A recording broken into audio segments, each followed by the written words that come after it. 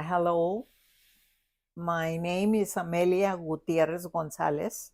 I was born in the outskirts of El Paso in a ranch called La Isla on July 6, 1939.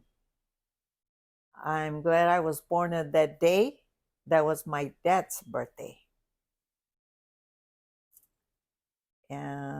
I came to Tolleson in 1949 when I was 10 years old, so I finished growing up in Tolleson.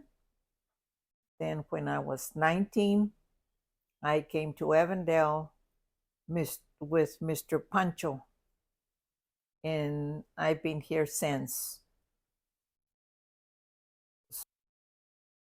I had my parents raised nine of us. We were seven girls and two boys. Who were they? And my oldest sister was Ofelia, and then Carmen, Alicia, then myself, then Josefina, we called her Chata,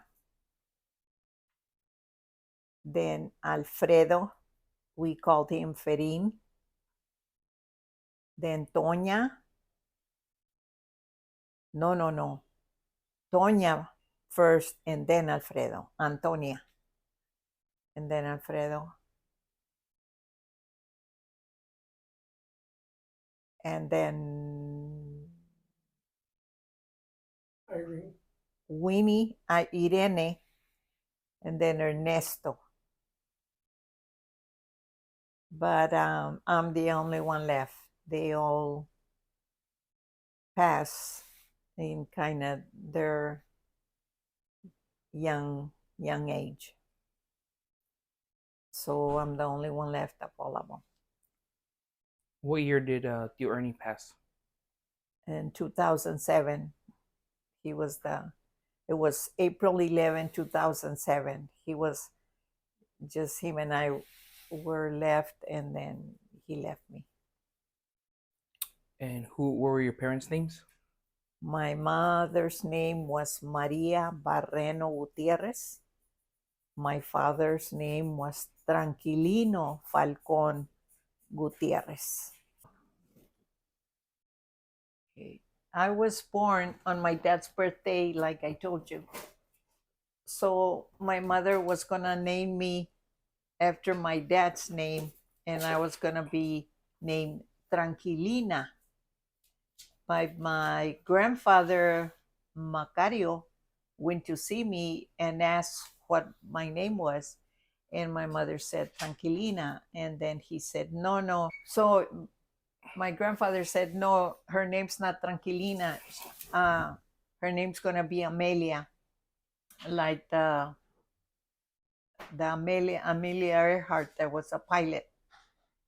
And the only thing is that, so that's why my name became Amelia instead of Tranquilina, which at the end, when I found out, I was happy about it. But yeah, that's about it. I did spend a lot of time with my grandparents and my great grandma. When my grandparents passed, we took in my great grandma. She was real short that I could even pick her up, and we took care of her. They were going to put her in a rest home, but we didn't let them. So we took care of her until she passed. She was 103 when she passed away. My mother never worked. She was always home with us. And at 7 years old, all the girls, we learned at 7, we learned how to embroider, because back then girls couldn't be outside playing, just the boys. That was my grandfather's saying. So you know that we couldn't even chew gum, just the ladies, night ladies that stand on the corner were the only ones that could chew gum in his eyes, not us. And so we embroidered. My mother crocheted and she knitted. So I wanted to learn how to crochet. I would sit by her, and that's how I picked up to crochet. So I wanted to learn to knit, but I don't know, my left hand didn't work and I never learned, even though I wanted to. And just my oldest sister and myself were the ones that picked up the crocheting. The other ones just embroidering. Not until a later age, the two of them wanted to learn how to crochet. And eventually, little by little, they did try. We would put patterns for them, simple ones, so they could follow and make like blankets and stuff. And my my mother was uh, sick a lot. She was in a hospital a lot. So too, we had to learn, to cook for everybody. When that one thing that we always did was make tortillas, not just one time a day. Sometimes it was two times a day, depending how hungry they were in the morning to finish up what we had made. And then for dinner, we had to make tortillas again. So that went on for quite a while, making tortillas. And then after I got married and had mine, I made tortillas every single day. Do you remember how old you were when your mom and dad passed?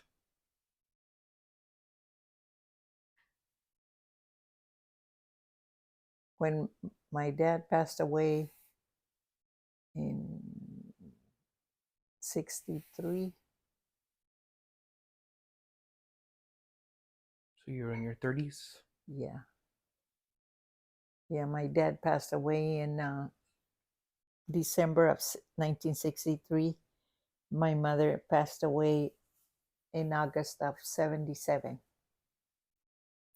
But my dad was hardly never sick, but he had double pneumonia, and that's what took him. And my mother was the one that was had diabetes and stuff, but she stayed with us until 77. And then You're my first sister that passed, she was 36, and then the second one was only 32. Then from then on, all the other ones, I guess the only one that was a little bit older was Ophelia, but really she wasn't even like 62. I forgot how old she was. But then my youngest brother, he was 50. He had just turned 50 in March of 2007, and he passed away in April. When I came from Texas, I was 10, so I finished through 8th grade there in Tolleson Elementary School. Then I went to Tolleson High School, but I didn't graduate because my dad started taking us to work in California after school was out.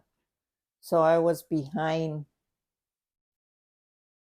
in from sophomore half a year, and then when I was going to be a junior, I was going to be behind. So I was going to be behind a whole year because I would start second semester. We never came back in time to start on time first semester. So I didn't want to go to school anymore. And they kept pushing me, telling me to, go to school and stuff. And I go, no, I'm already behind, my class and everything. So I guess I got stubborn and I didn't want to continue. So my punishment was to get up real early in the morning and go pick cotton. It was real hot in the summertime, but I every day they would wake me up at 4 in the morning and they would say, "Are you going to school?" No. Okay, then get up and go to pick cotton. I get up and get ready to go pick cotton. But uh, I don't know. I just said no, I wasn't going to school anymore, and I didn't. There was a period too that you worked at Pete's in Tolleson, right? Yes, after when I worked on the fields, I got a job. I work at well, first I worked at Jimmy's Market as a cashier and doing odds and ends in the store, and I really liked it. And then after that, I guess I went to work in the fields because I would get more money than at the store. So then after I got a job at Pete's Fish and Chips for a while. That I really liked. And then from there, I just stopped working there too. And all I did, work on the fields. And then we would go work in California with different fruits and stuff. And then we'd come back and work whatever was going on here, carrots, onions, cotton, work in the carrot sheds there in Towson also, and then the one on 91st and Camelback. Yes, my dad worked 7 days a week, every single day.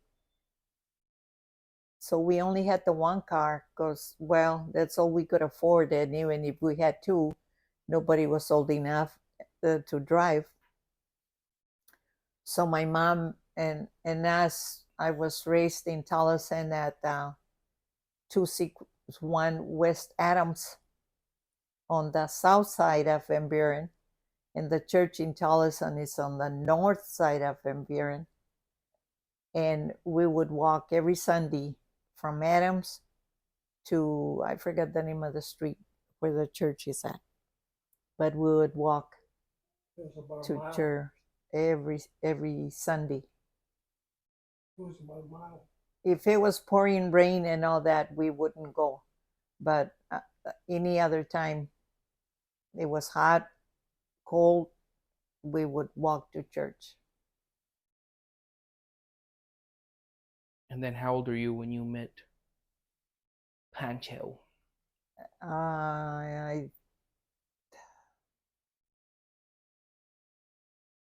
guess when the first time I saw Pancho, we had gone to work in California, and we had gone to the movies in Fresno. And I forgot if he was coming out of the movies and we were going in. Then I recognized him because he had baby brother, Eddie. He was real gordito, and they were pushing him in the stroller. That's how I knew that was him, because his older sister and my sister used to be friends. They worked together in the grapes at Waddell Ranch. And then on, I think it was the second summer that we met at 91st Avenue in Camelback, where there was a carrot shed there. And I started working, then he started working there, and that's how we met and started, going out and stuff. And he went to ask permission so he could go see me. And my dad said yes, and he would go. But whenever he said he was going and he wouldn't go, and my sister always had a car full of girls to go to the dance, and I would go with her. And they said, "You're not going to wait for Pancho?" And I said, "No, his time's up. He's supposed to be here at a certain time. So I'm not waiting for nobody. I'm going to the dance." Because as you all know, that I love to dance. And up to this day, I still like to dance. And he liked to dance, but the slow ones and me, the slow ones and me don't get along. just the cumbias.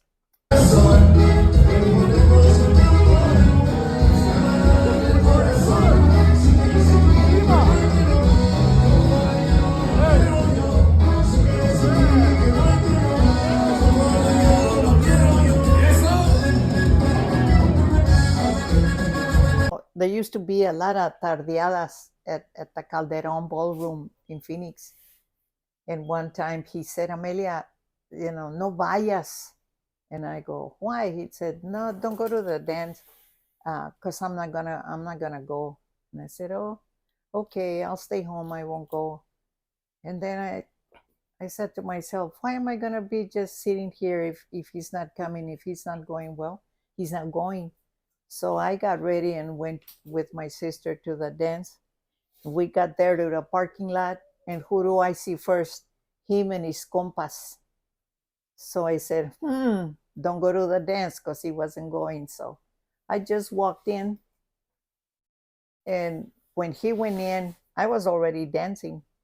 And he says, how come you're dancing? And I said, because that's what I came for, to dance. So I'm not just going to sit around.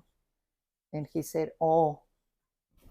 So, then he started dancing, because that's what I went for, and that's what I got there for, just dance. You have to turn.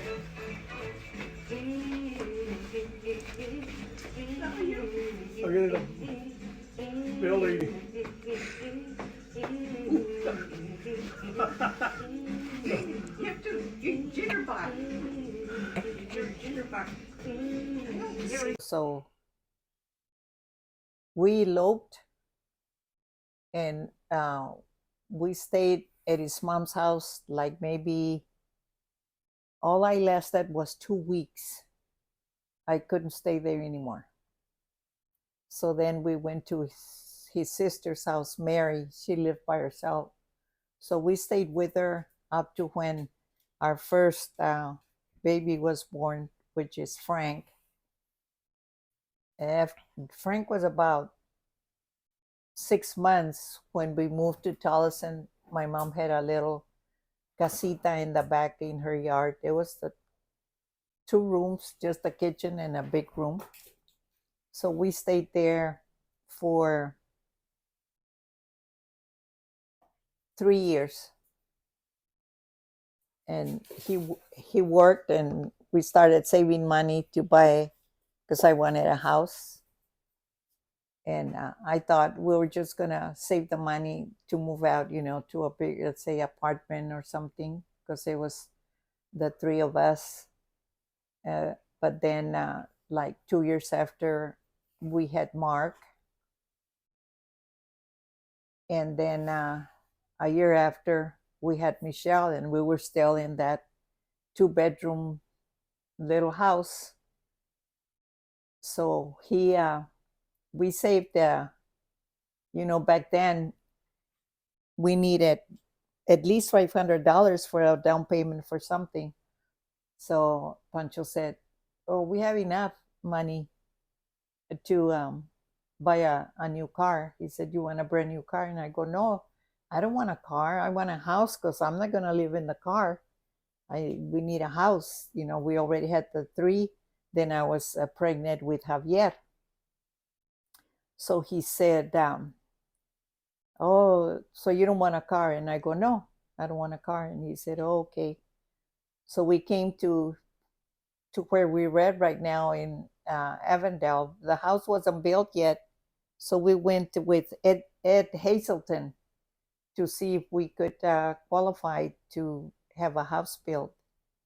And yeah, we qualified and stuff, and we waited for the house to be built and stuff. So we moved in November 10, 1963.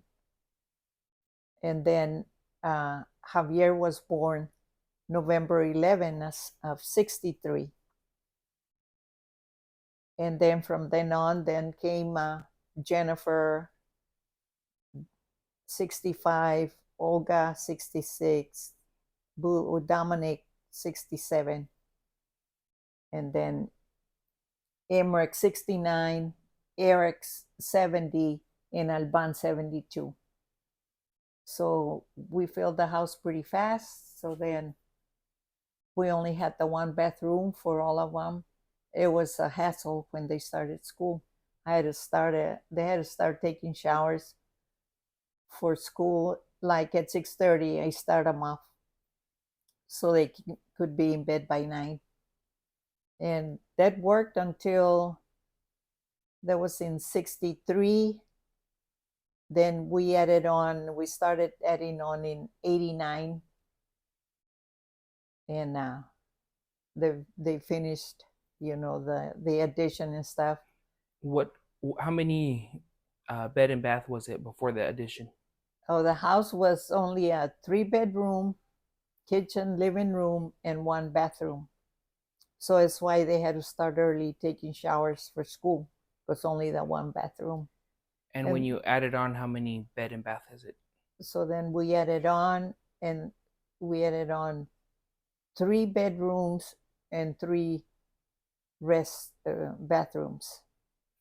So now we have 8 bathrooms. Bathrooms? I'm sorry, 8 bedrooms and 4 bathrooms. But two rooms are, let's say, the more storage space now than anything, because they're empty and whatever. Oh, just put it in there. What do you want this? Oh, I just put it in my old bedroom.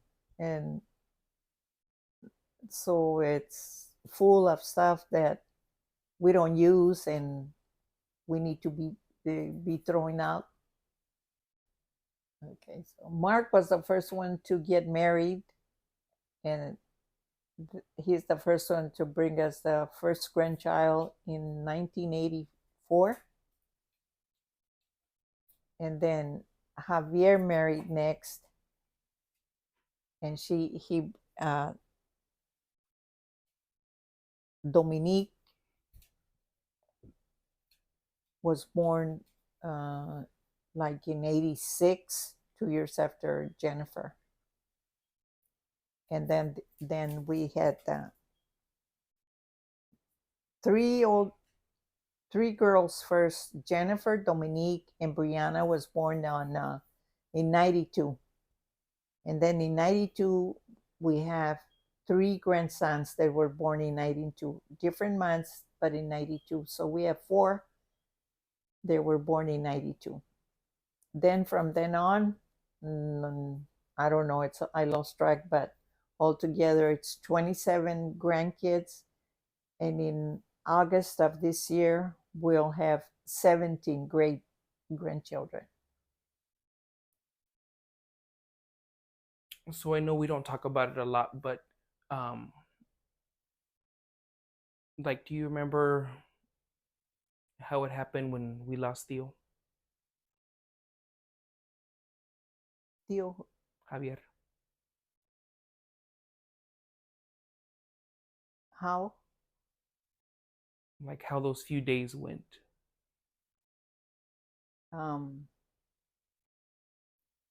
Yeah, Javier had been working at a Coolidge, and it was on the Tuesday he was home, and I had asked him, when are they gonna bring you back over here where you were at?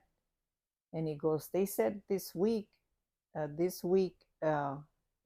just go over there tomorrow, and then they're gonna bring us back over here to towards Buckeye. And I go, oh, well, that'll be good. You don't have to be getting up so early, going, to work in Coolidge. And he goes, yeah, I know. So then he went to work Tuesday. Well, Tuesday he was home. He went to work, yeah, Tuesday. No, not Tuesday, Wednesday. He went to work Wednesday. And he wouldn't come home, and he wouldn't come home. And I kept telling Pancho, I wonder where he said he has to come home to rest for the next day, because he had to get up like 3 or 4 o'clock in the morning. And that's one thing I always tell him: get enough rest, go to bed early. You have to get up early. And he would say, yeah, I know, Mom, and stuff. So he wouldn't come and he wouldn't come. And I said, well, I, I'm going to go to bed. So we went to bed, and it was like probably going to be 1 o'clock in the morning. And at that time, Memek and Brenda was staying here with us. So the policeman knocked on the door, and Brenda got up, and she went in to get us from the room. He said there was policemen here, and I go, oh, what do they want? Who are they looking for and stuff? And they said, well, they're looking for you. And I go, for us? And she goes, yeah, they want to talk to you. And I go, okay, let's go. So Pancho and I came, and there was 3 policemen that came. They came in and stuff, and then they told us that Javier had been in a car accident. And then I go, well, how easy and stuff. And then the middle one said that they were sorry to tell us that he had passed away. He was hit with the first dust storm, the monsoon dust storm. It was May 16. And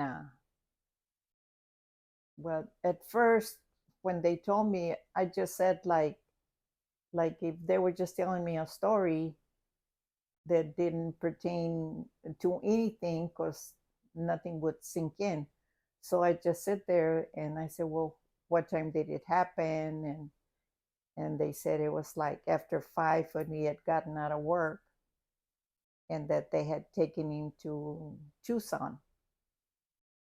And I go, oh, what, and then when are they going to bring him and all that? And they said, well, it was going to take time. They had to investigate and all that stuff. So then I don't know, not right away. I don't know how many minutes or whatever after it hit me that, that he wasn't going to come home anymore. And then that's when I think I lost it. And then Dillan was asleep in the room because he slept with us, and we didn't tell him anything. He was in kindergarten. And then, we got up in the morning normal, like if nothing had happened and stuff. He went to school, and then when he came back, everybody was here and stuff, and we had to tell him, and he got upset and stuff. And then, me, it just like, it didn't, maybe I didn't want it to be that I like didn't want to believe it. So it took me like a day or two to really know that it had happened.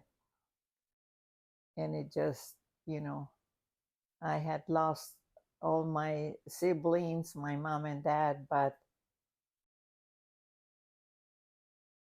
losing a son is, to me, worse. You miss your siblings and everybody else, but a son is more pain there than still is.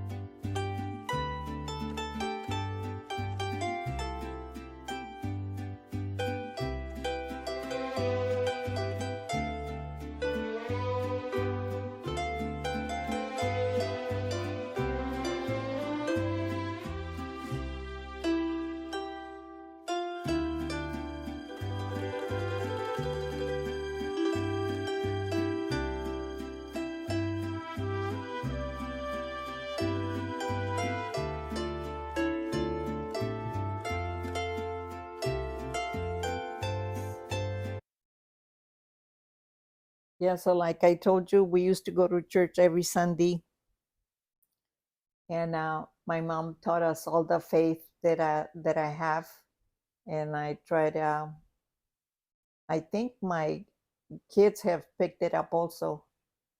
They don't go to church regular, but the they the faith is there with them. Why do you think it's so important in our family of having faith? Having faith is a mean of life and living, because with no faith and no faith, there's nothing. You gotta have faith on yourself, faith to be healthy. Like I've been sick, and I think my faith, my praying, and my kids and stuff praying for me uh, got me well, which I'm still, I'm like right now, I feel good and stuff. There's days that I think about it and I just say, God still wants me here, which I don't know, maybe I'm crazy, but I say they all need me here still. So I don't need to go anywhere but just stay with them. And I pray every day. I tell them to pray and stuff, but I do pray for them that hopefully they'll pick up going to church again. Because when they were growing up, they didn't miss a Sunday to go to church. When they were teenagers, no matter where they were on Saturdays, they would come home, get ready, and go to church on Saturday, not to get up on Sunday. But, that they kept it for a while, but it kind of, I don't know, just went off. There's times that some of the boys do go. I'm not going to say every Sunday, but they do try and go once in a while, which is something. Maybe it's a start that they'll pick up again and pick up where they left off and continue going. And then Dillan, too, there's times that he's like last night, for example, he works at TG Maxx. And I said, Mijo, you're going to church in the morning? And he says, well, if God wakes me up. And then I said, well, you know what? I'm going to be God in the morning and go in there and wake you up.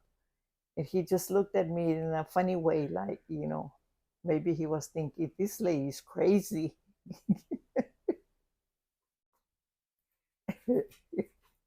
So I know it's kind of a touchy subject, but you talked about your health right now. What in the last couple of years, what have you been tested with your health? Oh, was it in 22? Mm-hmm. Okay. In March something of 22, my youngest son, Alban, divorced his first wife and remarried Christine. So it was a nice wedding. We were all excited and stuff again. So we went to the wedding and stuff. And as usual, I dancing. And Pancho would tell me, yeah, siéntate. You've danced enough and stuff. But then when there was a cumbia coming up, well, I couldn't sit down. I had to dance and stuff. So I was dancing. All my grandkids, I remember, were around me, and Boo Boo, and I forgot if some of my other kids, but I know my older grandkids were around me. We were all dancing, and then I guess, I fainted, passed out. I just fell to the floor, and they said that I didn't breathe. That I guess I was gone for a little bit, but thank God there was paramedics there, and I guess two registered nurses that they worked on me. They brought me back. So do you remember who those were that were there that helped worked on you? Benavitia, Michelle Diaz, Kenny Williams, and they called the ambulance. They took me to the hospital, and there, when they were getting me out of the ambulance, the one of the drivers asked me,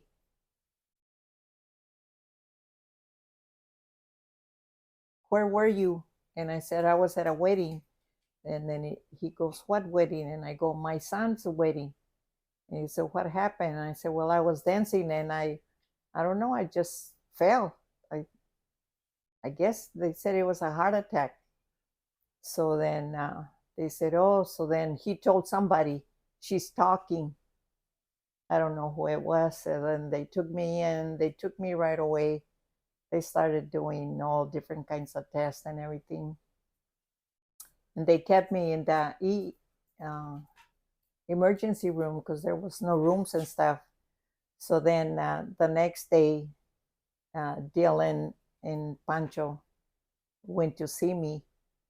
And Pancho, the first thing he told me when he went in, "No more dancing for you." And then I go, "Well, why?" And he says, "Because you fell, no more dancing for you." And I go, "Oh, okay." And then, and Dylan was crying, and he didn't say anything. He just looked at me. But I guess afterwards, he was upset. I guess they were all upset.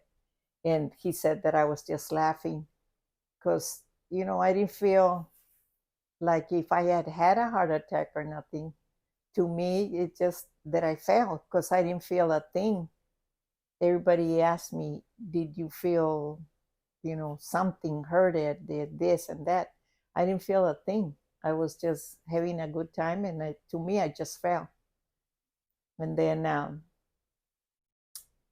they said I needed to be taken to Arrowhead Hospital because I was supposed to have had open heart surgery.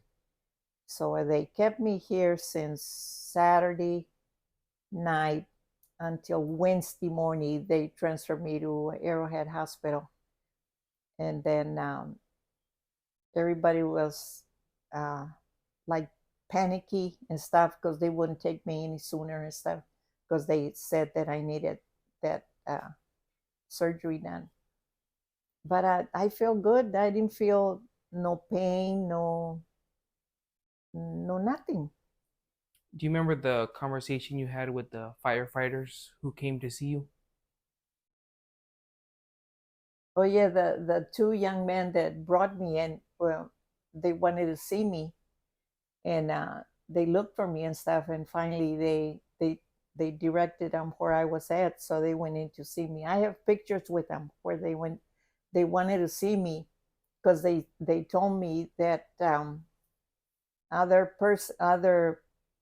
different people have had the same thing I had, and they didn't make it, and they were happy that I made it and I was still there.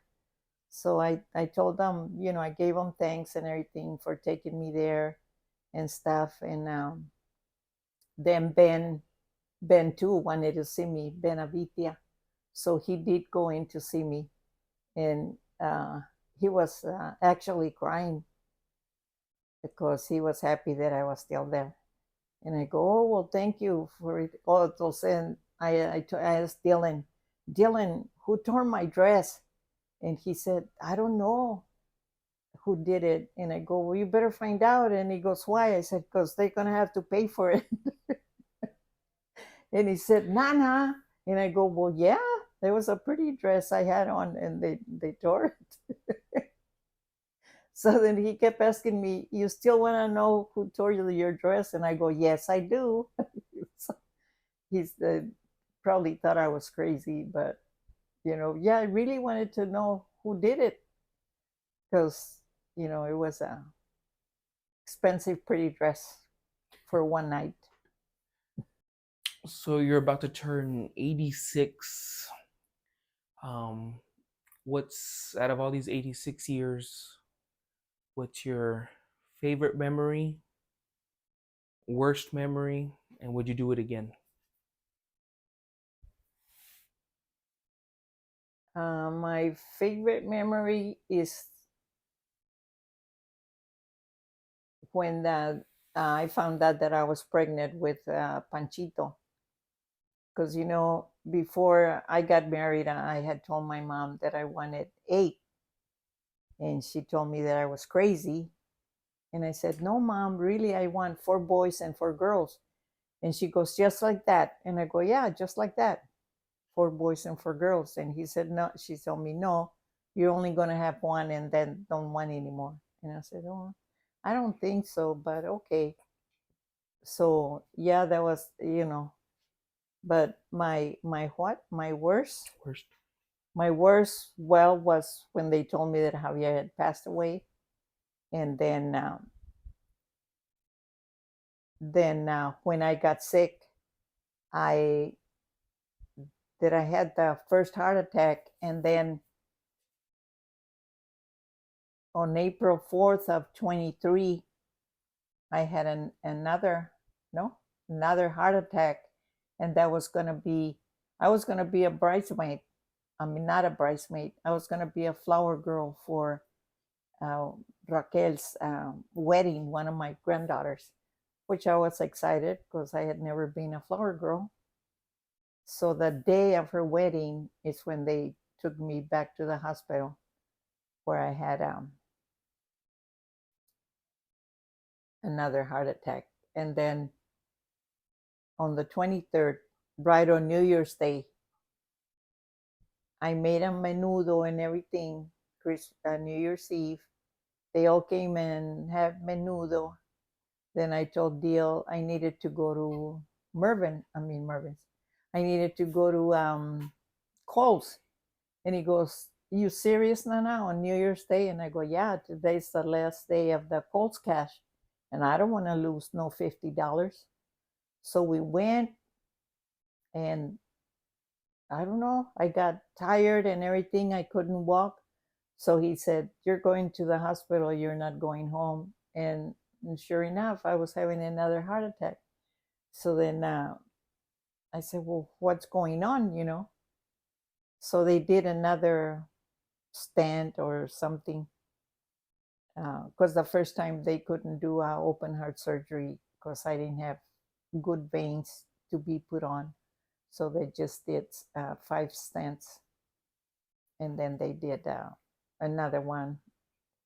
And then on March 4th is when I had the third one. So I was in there maybe 4 days. And then I got to come home. And thank God, since that I've been home, I haven't had to go anywhere, and I haven't gotten sick again. So I keep working on it not to get sick again. Now that you're 86, would you do another 86 years and do it all over again? Yes, I'll be 86 next Sunday, and I'll do it over again.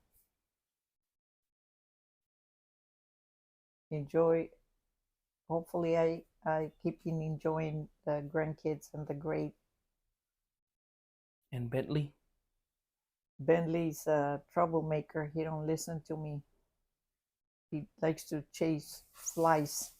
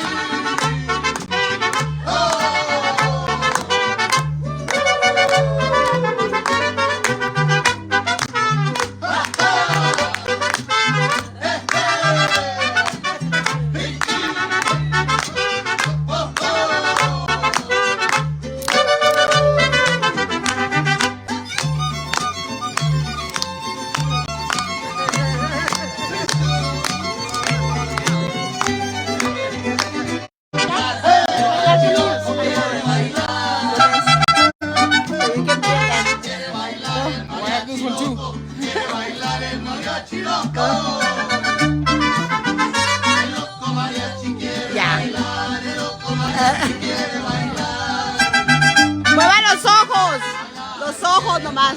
There you go. Get a share? Somos locos de corazón. Somos locos de corazón. Y ustedes también lo son. Y ustedes también lo son. Y ustedes también lo son.